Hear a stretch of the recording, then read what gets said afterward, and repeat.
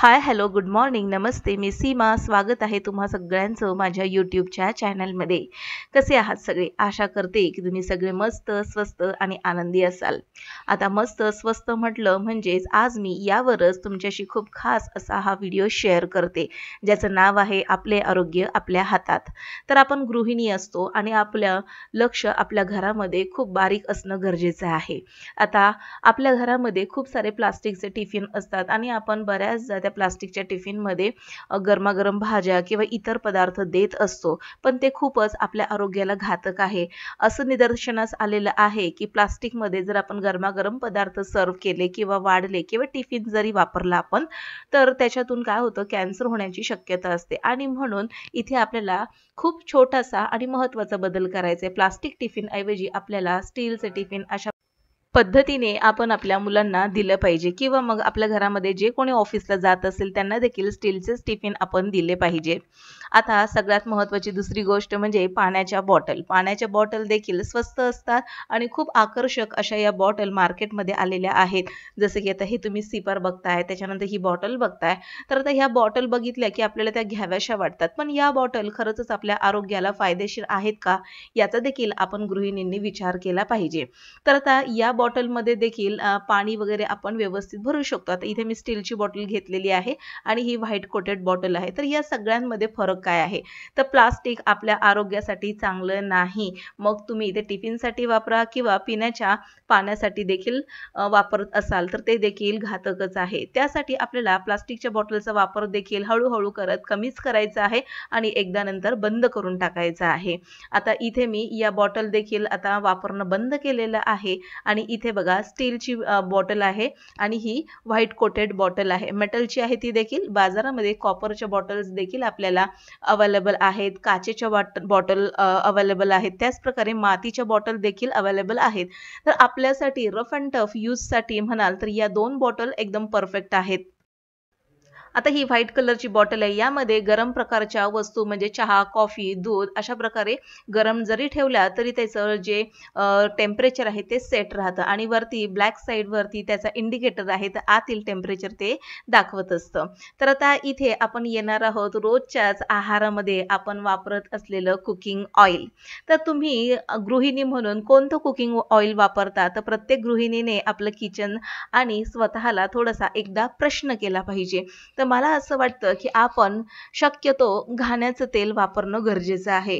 Cold press oil ज्याला आपण म्हणतो. तर हे कोल्ड प्रेस ऑइल आपल्या आरोग्यासाठी खूपच पौष्टिक आहे. कारण की यामध्ये बरेचसे असे तत्व आहेत जे रिफाइंड ऑइलमध्ये पूर्णपणे निघून गेलेले असतात. जे बॅड कोलेस्ट्रॉल जे आपण म्हणतो ना, तर ते रिफाइंड ऑइलमध्ये भरपूर प्रमाणामध्ये आढळतं आपल्याला.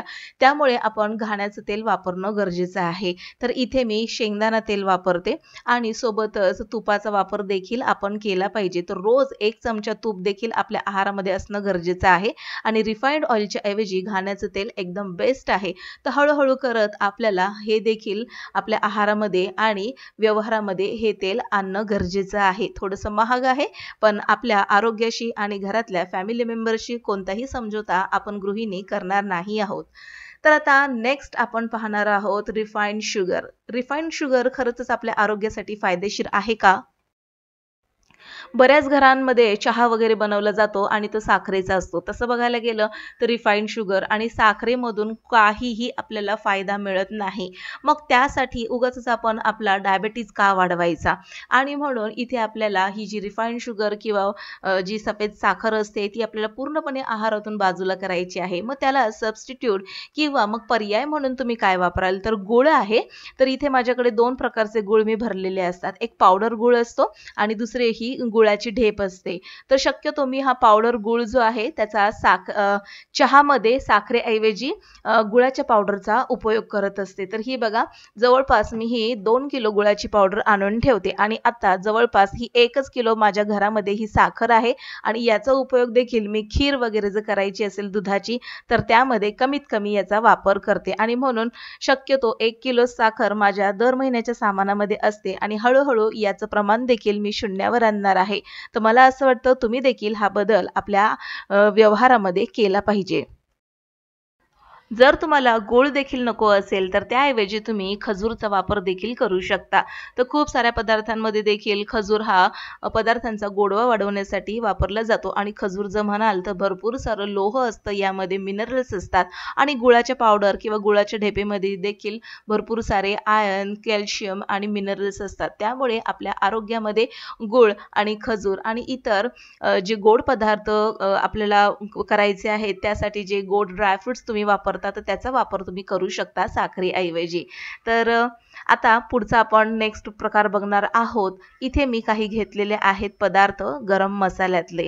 तर इथे ना सुकं खोबरं आहे. आता सुक्या खोबऱ्याचा आपण बऱ्यापैकी वाटणामध्ये उपयोग करतो. तर आता माझ्या वाटणामध्ये शक्यतो आम्ही नॉनव्हेजमध्येच वाटण शक्यतो वापरतो आणि त्यामुळे महिन्याभरासाठी इथे मला पाव किलो हे जे अख्खं खोबरं आहे तर ते मी वापरत असते आणि यातील देखील थोडंसं शिल्लक राहतं. सोबतच आहे तीळ घेतलेले आहेत मी. आता हे जे तीळ आहेत अनपॉलिश्ड आहेत आणि शक्यतो आपल्या आहारामध्ये वाटणामध्ये जर तुम्ही अनपॉलिश तीळ किंवा मग मगजबी किंवा मग काजूचा वापर जर तुम्ही केला तर त्याचा फायदा आपल्याला चांगलाच होणार आहे. तर बऱ्याचदा आपण शक्यतो खोबऱ्याचाच वापर करतो, पण त्या खोबऱ्याच्या ऐवजी तीळ, मगजबी याचा वापर नक्की करून बघा. खसखस झालं, काजू झाले, तर याने काय होतं मसाल्याला एक खूप छान असा थिकनेस येतो, सोबतच रिच अशी टेस्ट येते आणि कलर देखील आणि सगळे पोषक तत्व आपल्याला यातून आपल्या शरीराला मिळतात. ज्यांना कॅल्शियमची वगैरे कमतरता असते तर त्यांनी तिळाचा वापर आवश्यक करावा. जसं की 1 चमचाभर तीळ खाणं गरजेचं आहे रोजच्या आहारामध्ये किंवा मग जेवण झाल्यानंतर जो मुखवास असतो त्यामध्ये तीळ तुम्ही बनवून घालू शकता किंवा वाटणामध्ये देखील याचा तुम्ही वापर करू शकता किंवा मग तिळापासून तिळगुळ झाले, तिळाची चिक्की झाली, अशा प्रकारचे तुम्ही पदार्थ बनवू शकता. तर खूप फायदेशीर आहे तीळ, मगजबी, खोबरं, काजू. तर हे आपल्या आहारामध्ये आणि स्वयंपाकघरामध्ये असणं गरजेचंच आहे. आपण गृहिणी घरात असतो 24 तास असल्यामुळे आपल्याला थोडासा वेळ असतो, त्यामुळे आपण बऱ्यापैकी वाटणामध्ये सुक्या खोबऱ्याचा वापर करतो. कधी-कधी आपण हे सुकं खोबरं किसून घालतो किंवा मग कधी-कधी या सुक्या खोबऱ्याचे काप करतो किंवा मग हे सुकं खोबरं भाजून त्याची पावडर करून ठेवतो. पण जे ऑफिसला जाणाऱ्या ज्या बायका असतात, महिला असतात त्यांच्याकडे हा इतका वेळ नसतो. अशा वेळेस त्यांनी काय करायचं, की या सुक्या खोबऱ्याऐवजी अशा प्रकारचं डेसिकेटेड कोकोनट असतं त्याचा वापर तुम्ही करू शकता. कामं झटपट होतात. चिरण्यासाठी, भाजण्यासाठी अजिबात जास्त वेळ लागत नाही. पुढची महत्त्वाची गोष्ट आहे, की बऱ्याचदा आपण आपल्या किचनमध्ये भरपूर सारे कडधान्य असतात आणि आपण ते भिजवून मस्तपैकी मोड आणून ठेवतो. तर अशा प्रकारचा कडधान्याचा वापर आपल्याला आठवड्यातून 2 ते 3 वेळा तरी केला पाहिजे. कोशिंबीर, सॅलड किंवा मग भाज्या, आमट्यामध्ये याचा वापर केलाच पाहिजे. भरपूर सारे कार्ब्स आहेत यामध्ये, प्रोटीन आहे आणि सोबतच हे जे आहे मोड आलेले पदार्थ तर ते आपल्या पचन संस्थेसाठी खूपच फायदेशीर आहे. त्यामुळे हे मोड आलेले कडधान्य आपल्या आहारामध्ये असणं खूप गरजेचं आहे. आता गरम मसाल्याचा वापर आपल्या किचनमध्ये सर्रास केला जातो. पुलाव म्हणा, नॉनव्हेज म्हणा आणि खूप सारे वेगवेगळे पदार्थ किंवा मग काढे वगैरे म्हणा. तर अशा वेळेस आपल्या घरामध्ये गरम मसाले असणं गरजेचं आहे आणि आपण जर कधी बाहेर दुकानामध्ये किंवा मॉलमध्ये जर हे मसाले एक पॅकेट विकत घ्यायला गेलो तर ते खूप महाग पडतं. साधारणपणे 20 ग्रॅमचं पॅकेट जर तुम्ही साधारण काळी मिरी किंवा लवंग, दालचिनीचं घ्यायला गेलात तर त्याची किंमत 70 ते 80 रुपये इतकी आहे. तर मला असं वाटतं, की अशा प्रकारचा मिक्स गरम मसाल्याचा डबा प्रत्येक मॉलमध्ये आणि दुकानामध्ये उपलब्ध असतो. तर यामध्ये सगळ्या प्रकारचे गरम मसाले मिक्स असतात आणि हा एक डब्बा जर घेऊन ठेवला तर आपले सगळे गरम मसाल्याची जी गरज आहे ती यातून आपण पूर्ण करू शकतो.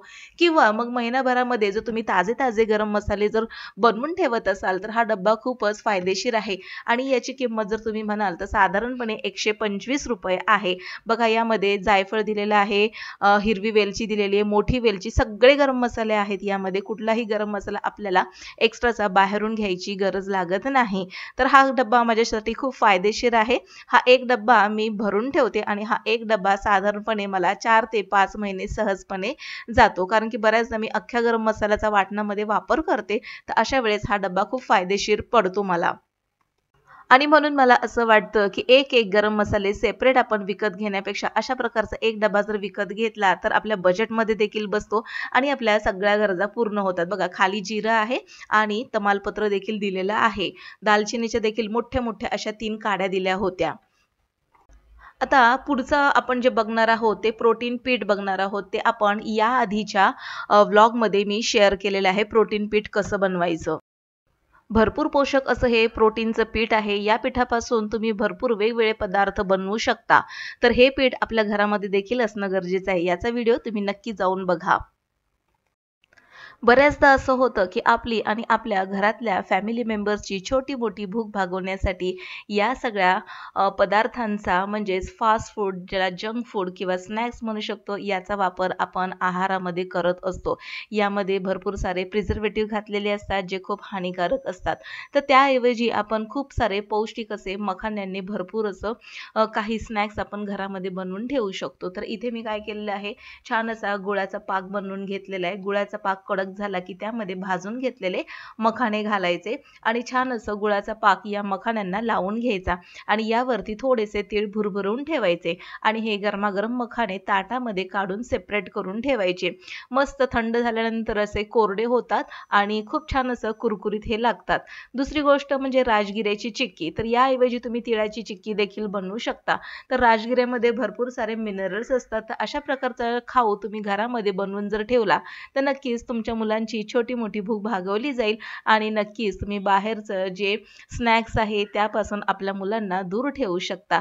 तर आजचा व्लॉग तुम्हाला जरा देखील फायदेशीर वाटला किंवा उपयुक्त वाटला तर नक्कीच लाईक करा. भेटू पुन्हा नवीन एका इंटरेस्टिंग व्लॉगमध्ये. तोपर्यंत बाय बाय.